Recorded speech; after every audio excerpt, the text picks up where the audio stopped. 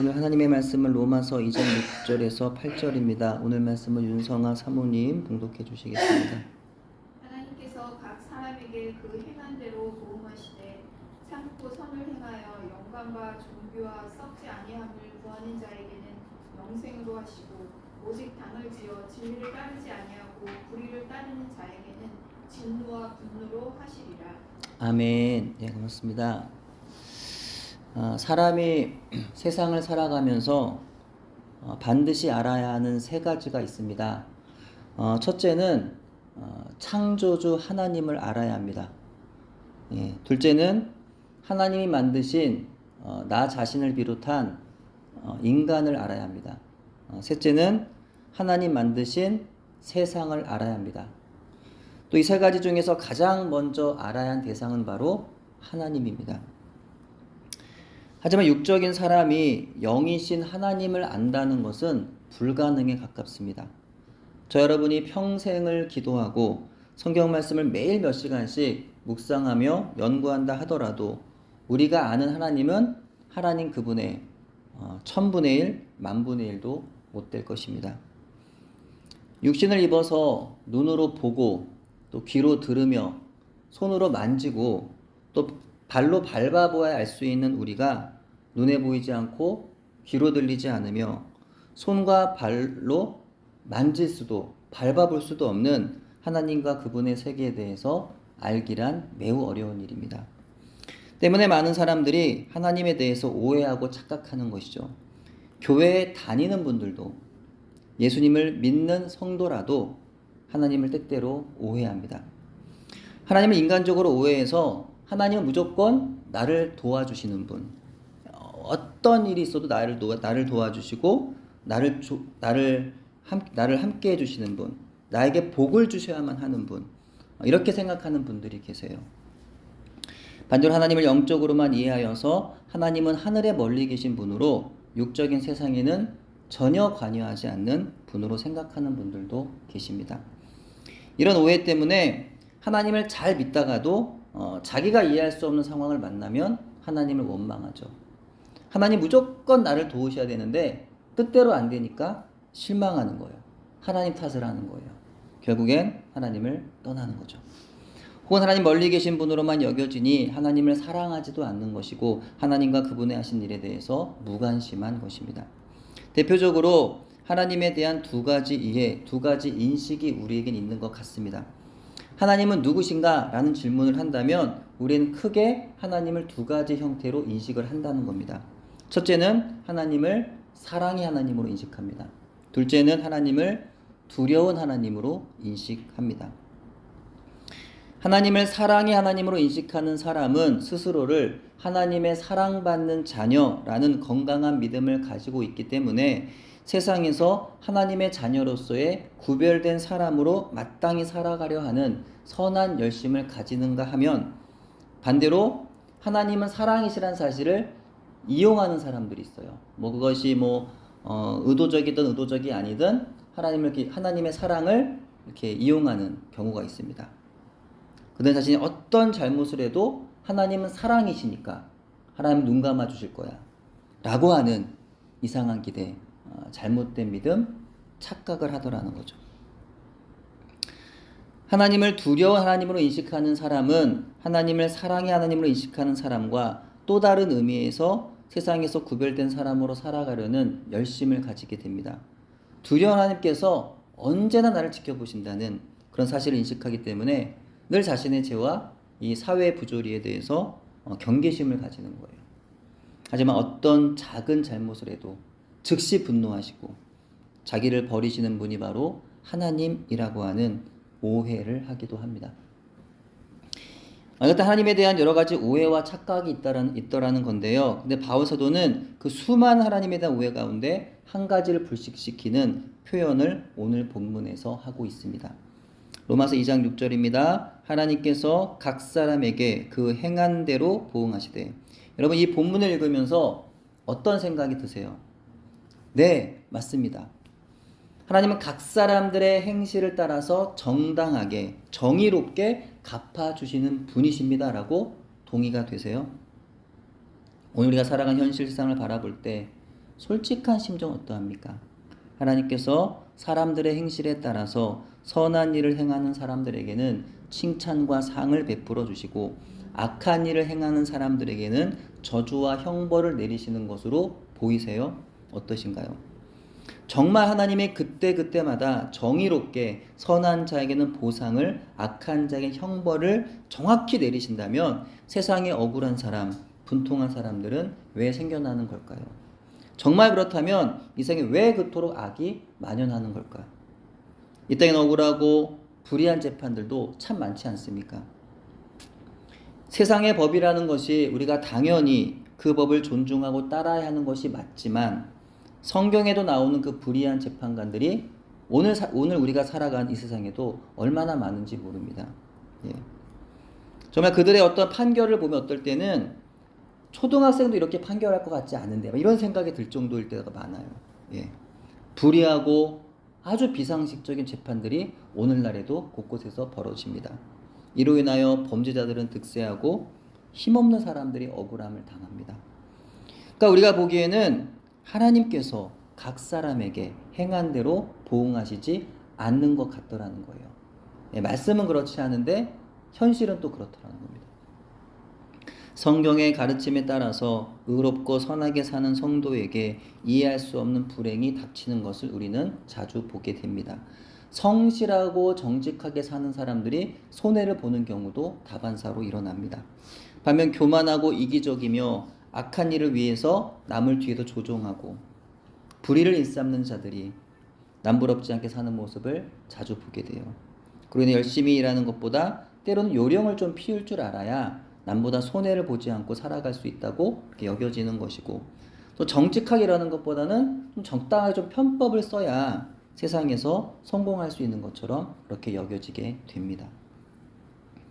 심지어 목회 현장에서도 보면은요, 물론 아주 훌륭하신 분들이 많이 있지만 때로는 하나님의 뜻이 무엇이든지 간에 자기 몫을 잘 챙기는 그런 분들이 소위 세상이 말하는 부흥이라는 것을 이루게 됩니다. 하나님의 뜻을 고민하면서 말씀대로 실천하며 묵묵히 자신의 목회 현장을 지키시는 분들은 세상에서 개척교회 수준을 평생 벗어나지 못하거나 벗어나더라도 그 기간이 오래 걸리더라는 거예요. 하나님 말씀이 문자 그대로 현실에서 보이지 않더라는 것이 우리가 보는 세상이더라는 겁니다. 하지만 성경은 뭐라고 말씀하고 있어요? 하나님께서 각 사람에게 그 행한 대로 보응하시되 라고 말씀합니다. 이것이 바로 하나님의 영, 성령의 감동으로 바울 사도를 통하여 주신 하나님의 말씀이라는 거예요. 우리가 보기에는 그렇지 않은 것 같지만 하나님은 성령을 통하여 그렇게 말씀하신다는 거예요. 내가 보응할 것이다. 내가 각 사람의 행한 대로 보응할 거야 라고 하나님께서 분명히 말씀하고 계신다는 거예요. 예, 우리가 보기에는 안 그런 것 같지만 하나님의 세상을 향한 경륜과 섭리하심의 원리는 뭐예요? 각 사람에게 행한 대로 보응하신다라는 겁니다. 인과응보라는 사자성어가 있습니다. 예, 불교에서 유래된 말이라고도 하지만 아주 오래전부터 그렇게 내려온 사상인 것 같습니다. 한마디로 뿌린 대로 거둔다는 뜻이에요. 원인이 있으면 반드시 그 결과가 있는 것이고 결과가 있다면 그 결과를 불러오게 하는 원인이 분명히 존재한다는 거예요. 그래서 어떤 행동이 있으면 그 행동에 뒤따르는 선한 것이든 악한 것이든 그에 응당한 그런 결과가 필연적으로 따라오고 보상이 따른다는 그런 의미입니다. 이를테면 평소에 어려운 이웃을 항상 돕던 사람은 자기가 어려움에 빠지면 누군가로부터 도움을 받게 된다는 거예요. 반대로 남을 속이고 해치면서 자기 이익만을 취하며 살던 사람은 결국에는 그 죗값을 받게 된다는 거죠.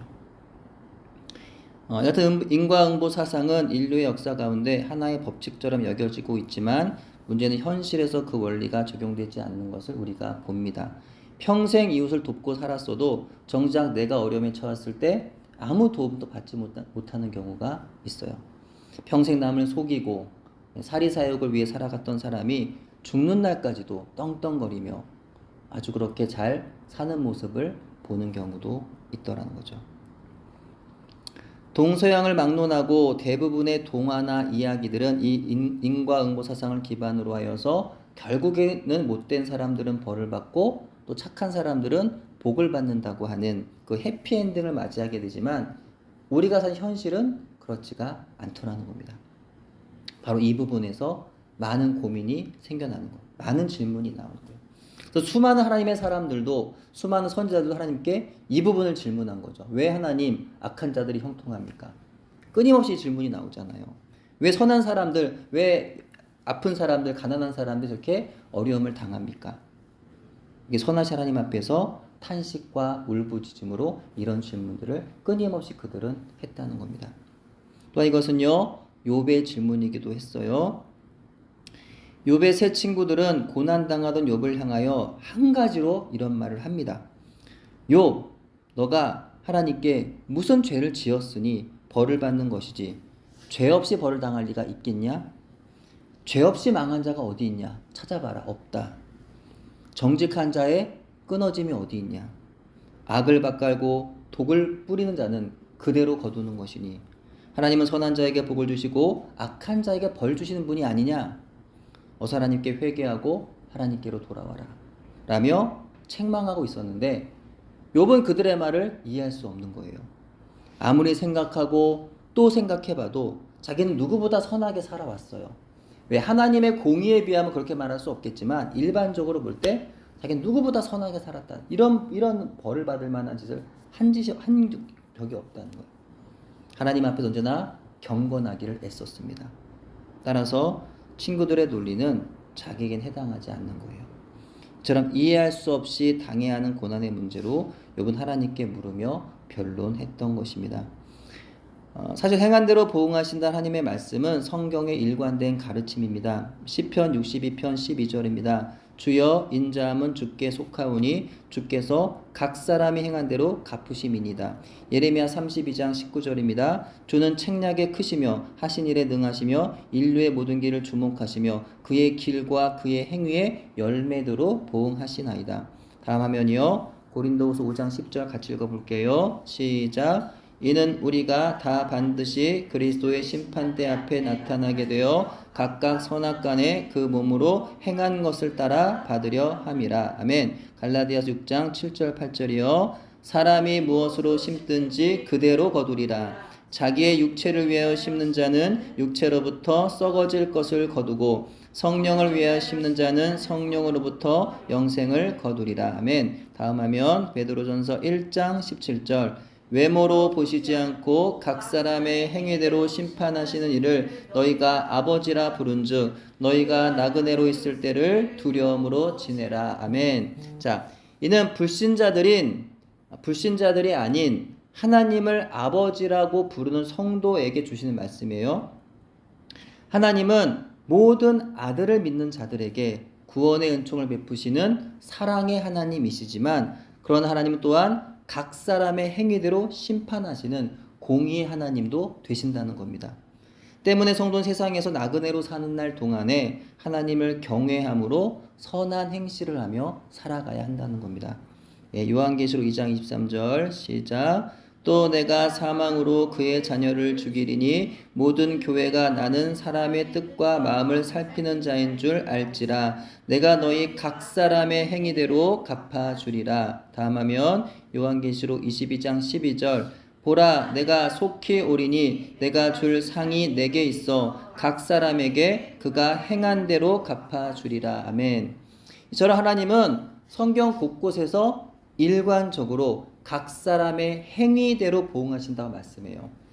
세상에서 사는 날 동안에 하나님께서 정하신 그 법에 따라서 성실히 살아갔는지를 하나님은 보신다는 거예요. 그리고 그 삶에 따라서 그의 행실에 따라서 보응하신다는 겁니다. 근데 문제는 우리가 살다 보면 이와 같은 법칙이 적용되지 않는 것처럼 보일 때가 많더라는 거죠.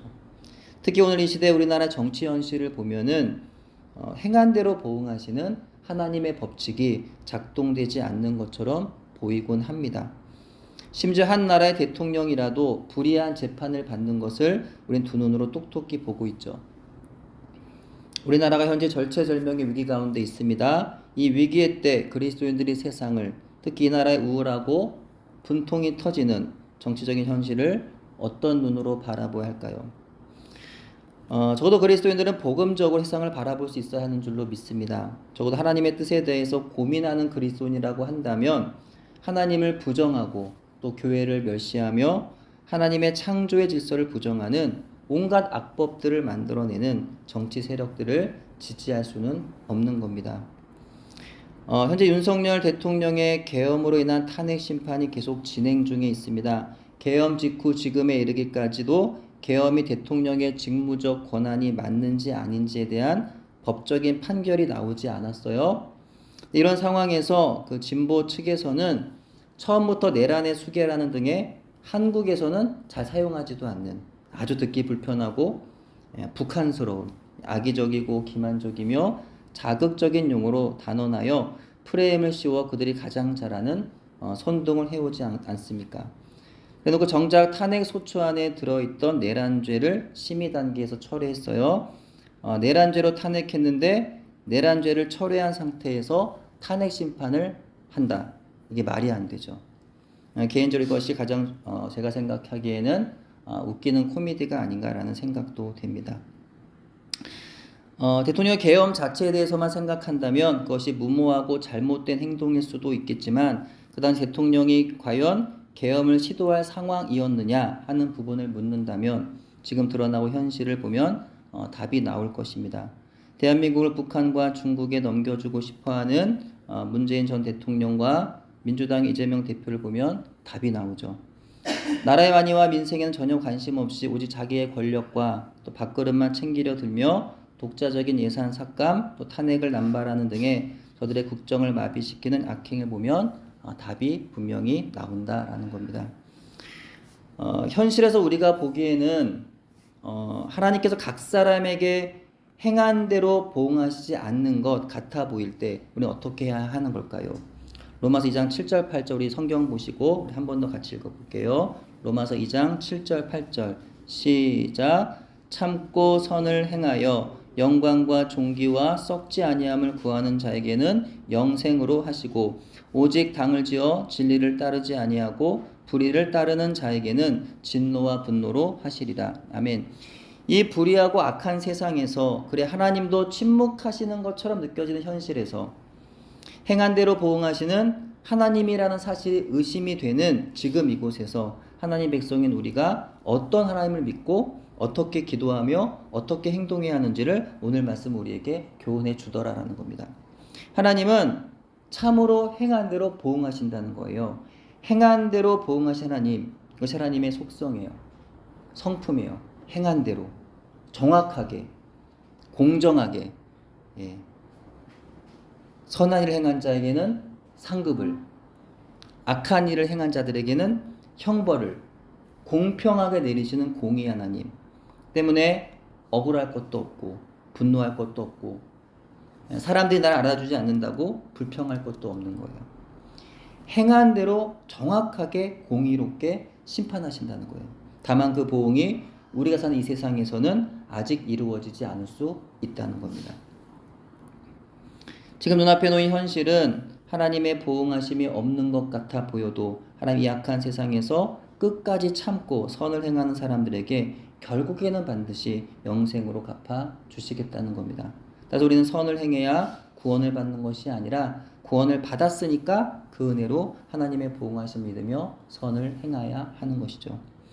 이 약한 세상에서 참고 선을 행하는 것은 무엇인가요? 여기서 참는다는 것은 꾸준함을 의미합니다. 오랫동안 계속 견디는 것을 의미해요. 지치지 않는 거예요. 낙심치 않는 거고 포기하지 않는 거예요. 지속적으로 선을 행하는 것을 의미합니다. 끝까지 계속해서 선을 행하는 것을 말해요. 우리 신앙생활에서 이것이 너무나 중요합니다. 지치지 않는 것, 꾸준하게 주의 말씀을 붙잡는 것, 이와 같은 인내를 통하여 우리는 여러 가지 시험을 만나더라도 믿음의 견고함을 잃지 않을 수 있는 겁니다. 여기서 참고 선을 행하는 것은 도덕적이고 윤리적인 그런 것들을 반드시 의미하지 않아요. 기독교는 마땅히 착하게 살아야죠. 그죠? 기독교는 착하게 살아야 됩니다. 근데 여기서 선하다는 것은 그런 착한 걸 말하는 건 아니죠. 예. 하나님의 나라, 썩지 않은 영원한 것들을 구하는 것을 의미해요. 복음을 위해서, 하나님의 영광을 위하여 끝까지 믿음으로 꾸준하게 하나님 말씀을 듣고 그 말씀에 순종하는 것을 의미합니다. 세상의 온갖 악으로 혼돈 가운데 놓인다 하더라도 그 악의 물결에 휩쓸려 떠내려가는 것이 아니라 세상에서 만나는 시험과 유혹과 환난 때문에 실망하고 낙심하여 하나님 말씀대로 선을 행하기를 포기하는 것이 아니라 언제나 변함없이 항상 끊임없이 하나님 말씀 위에 서 있는 것을 의미하고 있는 겁니다. 사탄은 성도들이 결코 주님 앞에 서는 것을 원하지 않아요. 사탄은 꾸준하게 계속해서 성도들의 하나님 말씀대로 살아가는 시도로부터 돌아서도록 회방합니다. 때문에 성도인 우리는 하나님 말씀대로 살려고 애를 써야 됩니다. 또한 그렇게 살아가는 우리가 구하는 것이 바로 세상이 아닌 하나님의 나라여야 한다는 거죠. 세상에서 누리는 또는 누리기를 원하는 영광과 존귀가 아니라 하늘의 영광과 하늘의 존귀를 날마다 바라보아야 하는 것입니다. 이와 같은 사람들에게 하나님은 영생으로 갚아주신다는 거예요. 10절에 의하면 그들에게 주님이 영광과 존귀와 평강을 주신다고 말씀합니다. 샬롬의 은혜, 평안, 에이렌의 평강이 임하는 겁니다. 세상에서 하늘을 사모하며 하나님 나라 말씀에 따라 선을 행하며 사는 자들에게는 영생을 주시는데 그 영생과 더불어 영광과 존귀와 평강을 주신다는 겁니다. 하지만 세상에서 높아지고 세상에서 유명해지고 건강하고 부유해지고자 세상에서 칭찬과 명성 얻기를 소원하며 살아간다면 하늘의 그 영광, 하늘의 그 존귀, 하늘의 평강을 얻지는 못한다는 거죠. 이 악한 세상에서 끝까지 참지 못하여 즉 하나님 말씀을 듣고 그 말씀에 순종하지 않으며 당을 지어 진리가 아닌 불의를 따르는 사람들은 영광과 존귀와 썩지 아니함을 구하지 않아요. 그런 사람들에게 하나님은 진노와 분노로 갚으신다고 말씀합니다. 여기서 당을 짓는다는 것은 하나님 말씀에 대해서 반항적이고 고집스러운 것을 의미합니다. 하나님을 비웃고 조롱하는 것을 의미해요. 그래야 진리의 하나님 말씀을 따르지 않는 거죠. 그들이 항상 따르는 것은 하나님의 선함과 진리가 아니라 악함과 비진리와 불의와 불순종입니다. 즉 그들은 죄를 따라 살기를 기뻐하는 거예요. 그런 자들이 하나님은 분노하신다라는 겁니다. 그러므로 우리가 세상에 사는 날 동안 할 일은 하나입니다. 하나님의 진노가 임하는 불순종의 죄의 길에서 떠나서 하나님의 영광이 임하는 영생의 길, 순종의 길을 걷는 겁니다. 나의 뜻, 계획에 따라 사는 것이 아니라 사사기 시대와 같이 자기 소견에 오른 대로 살아갈 것이 아니라 오직 예수님을 믿는 믿음 안에 하나님 말씀에 순종하면서 살아가야 한다는 거죠. 그러면 시편 37편의 말씀처럼 우리는 악을 행하는 자들로 인하여 불평하거나 시기할 필요가 없습니다. 세상이 불공평하다고 원망할 필요도 없어요. 세상은 아담의 원죄 이후 원래부터 악하였고 불공평했기 때문입니다. 때문에 세상은 행한 대로 보응받는다는 하나님의 원칙대로 굴러가는 것 같지 않아 보여도 하나님의 때에 반드시 세상은 행한 대로 보응을 받게 될 것입니다. 시편 37편 1절부터 7절 말씀 우리 화면 보시고 한번 같이 읽겠습니다. 시작. 악을 행하는 자들 때문에 불평하지 말며 불의를 행하는 자들을 시기하지 말지어다. 그들은 풀과 같이 속히 배임을 당할 것이며 푸른 채소같이 쇠잔할 것임이로다. 여호와를 의뢰하고 선을 행하라. 땅에 머무는 동안 그의 성실을 먹을거리로 삼을지어다. 또 여호와를 기뻐하라. 그가 내 마음의 소원을 내게 이루어 주시리로다. 내 길을 여호와께 맡기라. 그를 의지하면 그가 이루시고 내 일을 빛같이 나타내시며 내 공의를 정오의 빛같이 하시리로다. 여호와 앞에 잠잠하고 참고 기다리라. 아멘. 여기서 보시면은 마지막에 참고 기다려라 했어요. 우리는 세상에서 악한 계획들이 실행되고 있는 것을 보지만 불평하거나 시기하지 말고 어떻게 해요? 참고 기다리라는 거예요. 참고 기다려라. 오직 하나님 행하실 것을 믿고 의지하며 신뢰하라는 거예요. 그리하면 행한 대로 보응하시는 하나님께서 반드시 하나님의 때 가장 적절할 때 가장 적절한 방식으로 일하실 것이기 때문입니다. 성경은 하나님의 뜻과 우리의 뜻이 다르다고 말씀하죠. 또 하나님께서 그분의 뜻을 이루심에 있어서도 성경은 하나님의 때와 우리의 때가 다르다고 말씀합니다. 우리의 생각에는 지금 당장 하나님이 보응하시고 당장 행하셔야 같을 것 같지만, 하지만 하나님은 지금이 아니라 하나님의 때 하신다는 거예요. 하나님이 가장 적절한 때 하나님의 방식으로 바로 그때 보응하신다는 겁니다. 지금 나의 때가 아닌 다음 세대, 또 그때도 아니면 마지막 주님 오시는 재림의 그날에 반드시 하나님은 보응하십니다. 그러므로 보응은 하나님께 맡기는 거죠. 우린 단지 하나님 말씀에 순종하며 날마다 선을 행하며 살아가면 되는 겁니다. 언젠가 하나님의 때가 오면 하나님께서 모든 상황들을 완벽하게 정리하여 주실 겁니다. 지금 불의한 세상에서 고통을 당하고 계신가요? 어떤 억울하고 분통이 터진 상황 가운데 놓여 계신가요? 지금의 대한민국의 상황을 바라볼 때 너무 답답하고 분노가 치밀어 오르고 있나요? 주님 오시는 그날에 반드시 선을 행하는 자들과 선을 행하지 않는 자들이 둘로 나누어질 것입니다. 그날에 분명히 하나님의 보응하심이 있을 것입니다.